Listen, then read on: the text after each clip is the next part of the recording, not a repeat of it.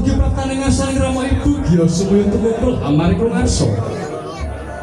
Pepadane Rama Ibu nganti kaya konjem-konjemo Bantala wadanane.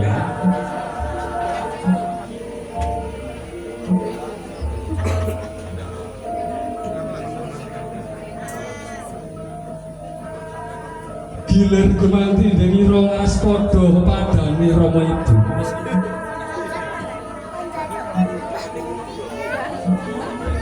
Yitine ora nyembah marang sepondo padane titah. Mung dadi sasmita.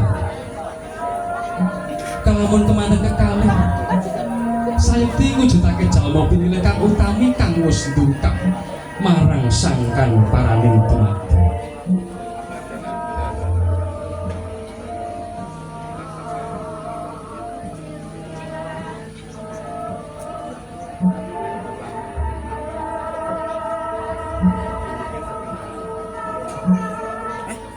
Mula bisa tumitah ing alam padang ya awit kridaning Rama kang wis ngukir jiwa raga nduk.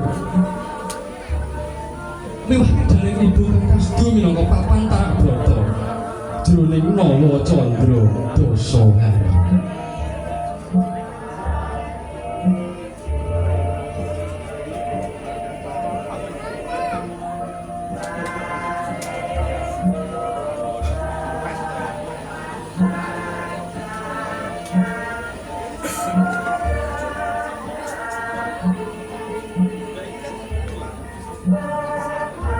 Kedhek kesmak kang pandulu Rama Ibu mulat temanten kekalih atetawang waspa sarwi hangrungkepi pepadang ya doh nggih anakku sakloro.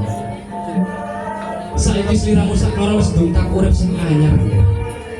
Pomo kaki estinen gawe Rama Ibu nindakno panca dharma bekti kang angka sepisan manembah maring Gusti kang nampa loro bekti marang Rama Ibu kang angka telu bekti marang marata sakloro